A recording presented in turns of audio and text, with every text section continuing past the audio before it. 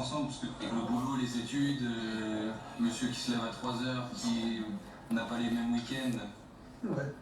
on en profite, ça fait du bien. On a la passion du papa qui nous rassemble. On le suit jusqu'au bout, pas de problème. Didier est attendu à l'aube pour la seconde épreuve et est pas sûr qu'il parvienne à trouver le sommeil. Le lendemain matin, une pluie diluvienne attend les candidats. Numéro de candidat. 20. Didier, Sophie, Cédric et Christopher ont beau avoir l'habitude de se lever tôt. Ce matin, ils ont du mal à avoir les idées claires. La faute au stress. Voilà. L'impôt du stress, justement, ça. Ni trop, ni pas assez. Faut être dans l'équilibre du stress. Suffisamment de stress pour être pour la pêche, mais pas trop pour faire des bêtises. C'est ça. J'ai très mal dormi. Très mal et très peu aussi. Je réfléchissais à tout ce qui allait se passer aujourd'hui. Il faut pouvoir imaginer l'impression alors que c'est un travail qu'on fait tous les jours. Mais plus le temps d'angoisser. Il est temps d'entrer dans l'arène.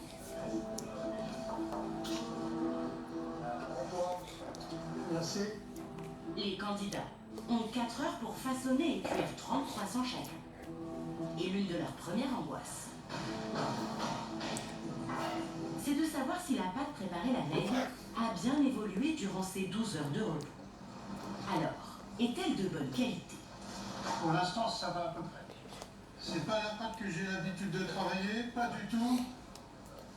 Mais on va dire que ça va. Pour l'instant. Pour décrocher le titre de champion national du croissant, il faut d'abord maîtriser l'art du feuilletage. La technique: mettre une couche de pâte, puis une couche entière de beurre, les aplatir et répéter l'opération une douzaine de fois. Un travail d'artiste qui impressionne toujours, y compris le meilleur ouvrier de France, Gérald Birmot. Regardez le travail du feuilletage des feuilles de beurre et de pâte, de beurre et de pâte, de beurre et de pâte. C'est ce qui fait que c'est du feuilletage qui amène le croustillant, qui amène le moelleux avec le beurre. Lorsque vous avez ça en bouche, eh bien c'est un bonheur. Mais faire un bon feuilleté ne suffit pas. Dans ce concours, il faut aussi avoir d'autres qualités insoupçonnées. À commencer par être doué en maths. Chaque candidat doit confectionner 30 croissants de 60 grammes chacun, pas un de plus ni de moins. Et gare aux pertes. Dans un monde où préserver l'environnement est devenu une priorité, les boulangers doivent limiter les gaspillages. Sur ce coup-là, Christopher, le champion de la Meuse, n'a pas été beau. Il se retrouve avec 166 grammes de pâte en trop. Ça va lui baisser la note en général. C'est maximum 100 grammes de chips qui sont autorisés. Donc il y aura une pénalité. Le boulanger va tenter de se rattraper sur la prochaine étape, le roulage des croissants. C'est pourtant l'une des plus délicates. À la manière d'un artiste, il faut avoir le bon geste, le bon toucher. Pour Christopher, c'est plutôt réussi. Mais pour Cédric, en revanche, On a fait beaucoup mieux, mais vraiment beaucoup mieux. Et là, ce que j'ai fait, c'est vraiment pas dur. C'est le stress, c'est quelque chose dans l'ensemble. C'est pas ce que vous voulez, en tout cas.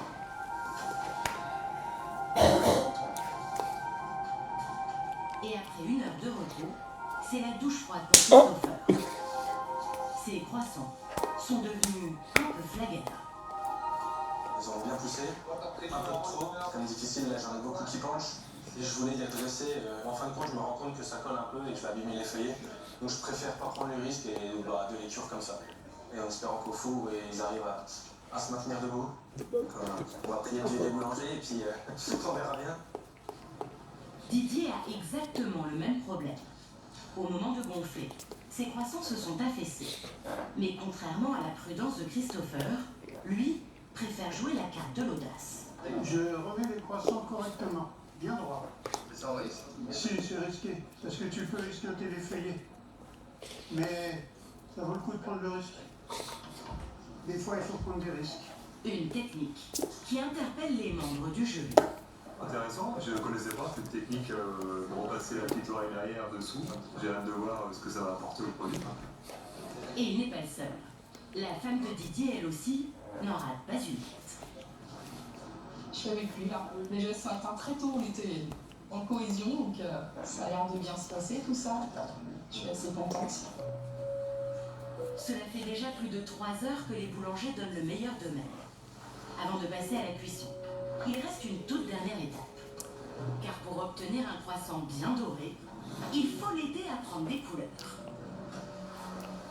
La dorure, c'est une composition d'œuf. Alors, soit avec du lait ou nature. Il faut avoir beaucoup de dextérité, beaucoup de métier pour suffisamment appuyer le pinceau pour en mettre un peu partout, mais en mettre à bon escient. Alors donc, si on n'en met pas assez, c'est terne.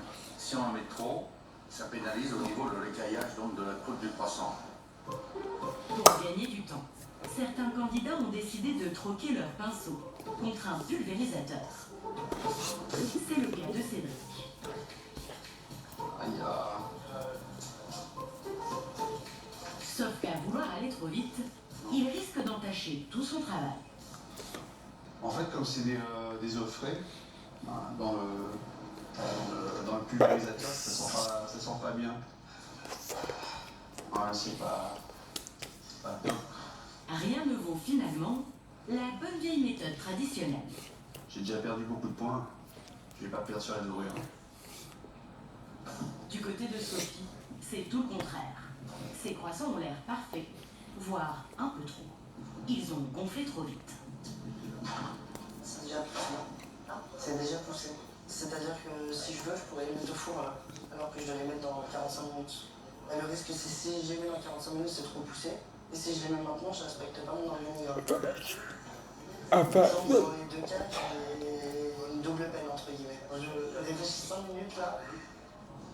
La jeune femme décide de tout enfourner. Quitte à avoir une pénalité, autant que ses croissants ressemblent à quelque chose. Devant le four d'à côté, Cédric a retrouvé le sourire. Avec la cuisson, ses croissants se transforment et prennent une belle couleur. Oh my God. Je vois la colorer comme ça, bien se colorer. Par rapport au départ, déjà un peu compliqué, finalement, c'est bien rattrapé, c'est une bonne nouvelle pour lui. Les croissants sont bien dorés, mais au niveau de la forme, ce n'est pas encore ça. Ça manque de finesse et de régularité. Le Réunionnais n'a plus qu'à espérer que son audace paye. Souvenez-vous, il avait ajouté des fèves de tonka et du miel de litchi. Il y a des nouveaux jurys qui préfèrent l'originalité, beaucoup plus des saveurs qu'on n'a pas l'habitude de trouver. Je sais qu'il n'est pas parfait, mais peut-être que cette touche soleil, ça va permettre de rattraper un peu les points que j'ai perdus lors du concours.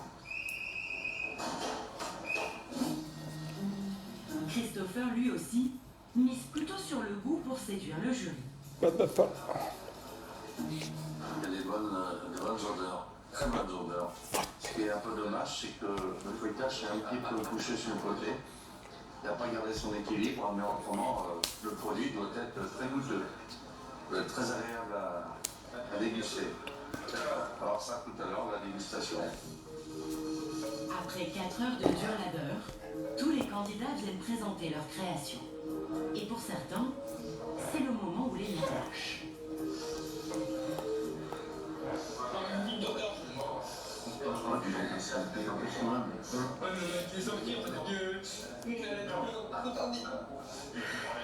À tout juste 18 ans, Thomas, le Benjamin de l'épreuve, est déçu. Il n'a pas eu le temps de terminer correctement sa cuisson. Mais non, c'est pas nul. Non, c'est pas nul, c'est pas nul, c'est pas nul. Un petit problème de temps, dans le fond, non, si tu veux, c'est pas bien. Non. C'est pas ce qu'il fait. N'oublie pas, tu fais partie quand même des 20 meilleurs. Les 20 meilleurs de France, c'est pas bien tout le monde. Ça, on devrait être content, même si c'est déçu. Je comprends pourquoi déçu, mais tu verras, la fois prochaine, tu seras mieux organisé. On apprend aussi quand on fait des concours, et tu vas encore apprendre, tu vas voir. Allez, on le voit. Pour les autres, en revanche,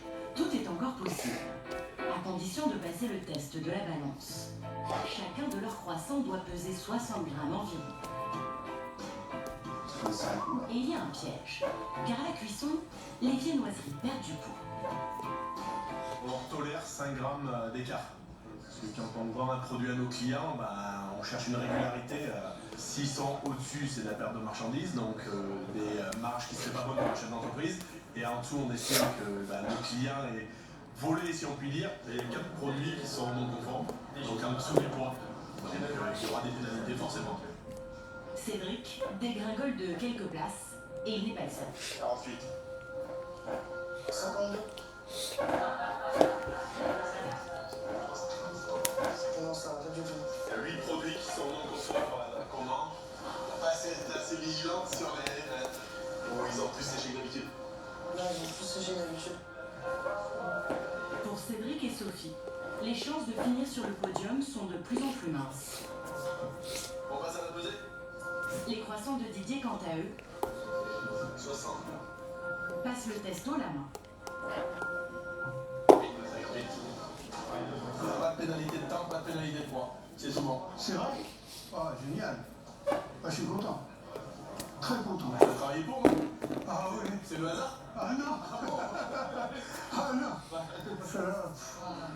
Je suis content. Didier se voit déjà champion. Mais le plus important reste encore à venir. Après 3 jours d'efforts, c'est l'heure de vérité. On voit une grille. Pour assurer aux candidats une équité parfaite, Xavier a mis en place une dégustation à l'aveugle. Chaque croissant est découpé en tranches, car les apparences peuvent être trompeuses. On peut avoir de très beaux aspects visuels avec des produits qui ne sont pas cuits à l'intérieur ou des produits qui sont trop fermentés en odeur. C'est pour ça qu'il est important d'avoir vraiment des jurys qui sont en aveugle. On n'est vraiment que sur le goût. Dans une pièce à part, à l'abri des regards, La lettre E. le jury a été isolé. Le silence règne. Ils ne doivent pas s'influencer. La lettre N. L'odeur, la texture, le goût et les saveurs, tout est analysé et noté sur 20. Beaucoup de fruits avec de la poudre, petite saveur de miel. Pas très bon. On a une bonne mie, bien grasse. On a un goût en retour sur les papilles qui restent. Un bon croissant bien feuilleté avec beaucoup de beurre, on s'en lasse pas. Certains s'en sortent bien, mais à un tel niveau, la moindre erreur ne pardonne pas. Bon, beaucoup de farine. Un produit, il est aussi, il y a quelques soucis. Du coup, de beurre. Et il y a des croissants qu'on termine. On mange tout. Il y a des croissants où on a du mal à terminer et ceux-là, on ne fait pas l'effort de le faire. La lettre T. Le jury est impressionné et les produits exotiques comme ceux de Cédric et Christopher ne passent pas inaperçus. En fait, chaque croissant, ils ont les mêmes matières, mais chaque croissant est différent. Parce qu'il y en a qui ont mis du miel de fleur, il y en a qui ont mis du miel de litchi. Donc, on sent la différence des saveurs. On est ouvert à ça, mais il ne faut pas qu'il y en ait trop. Comme on dit, c'est la dose qui fait le poison. Un petit peu de miel, ça va. Quand il y en a trop, c'est moins bon. Alors, verdict. Au moment tant attendu de la remise des prix, tous espèrent décrocher une place sur le podium. La troisième place est attribuée à Despecho Occitanie.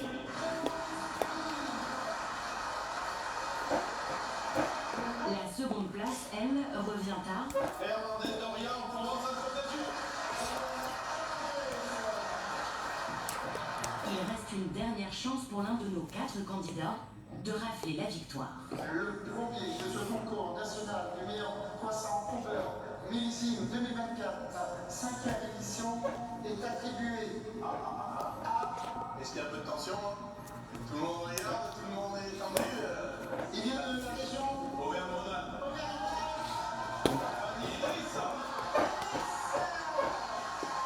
Bon, ils ont tous gagné le droit de retenter leur chance l'année prochaine. Je suis très content pour lui. La prochaine fois, l'année prochaine ou l'année d'après, je pense qu'on va revenir et la réunion n'a pas dit son dernier mot. J'ai pas été déçu parce que je savais pas, je sais le travail que j'ai donné, c'est pas ce que je donne habituellement. Donc oui, bien sûr, voilà. Didier, le roi du pain au chocolat, n'a pas réitéré son exploit avec le croissant. Mais rien ne peut lui enlever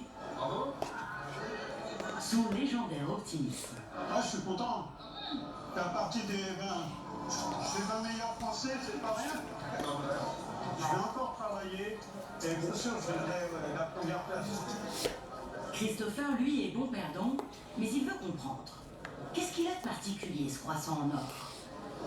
C'est top, hein. C'est un beau produit, la mie est grasse, elle fond en bouche. Il a un bon goût, je pense qu'il mérite sa place. Et quand le gagnant du concours annonce sa victoire à ses patrons, c'est génial, félicitations, bravo Idriss, c'est très bien. Ouais, merci. il obtient un cadeau en prime. Une grasse matinée de boulanger. Viens qu'à 8h, demain dors un peu parce que la boîte est compliquée. Ok, merci bien. Ces artisans représentent l'avenir de la boulangerie. Et avec eux, le croissant n'a pas fini de nous régaler. Imaginez que vous vivez entre une centrale à béton, une station de concassage de gravats, un champ de blé traité avec des pesticides et plusieurs lignes ferroviaires. Eh bien, c'est le cauchemar des 300 habitants de l'aire d'accueil d'Hélène-Ronchin, près de Lille, et cela génère une explosion.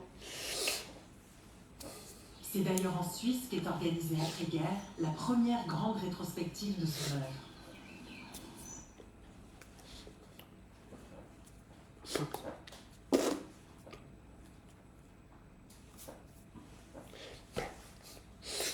Un rencard, parce que vous avez certainement quelqu'un. C'est plus, vous savez, dans l'intérêt de l'article. D'accord, dans l'intérêt de l'article. Bah oui, c'est vrai, je veux dire. Bien sûr. Et pour info, j'ai pas de repas.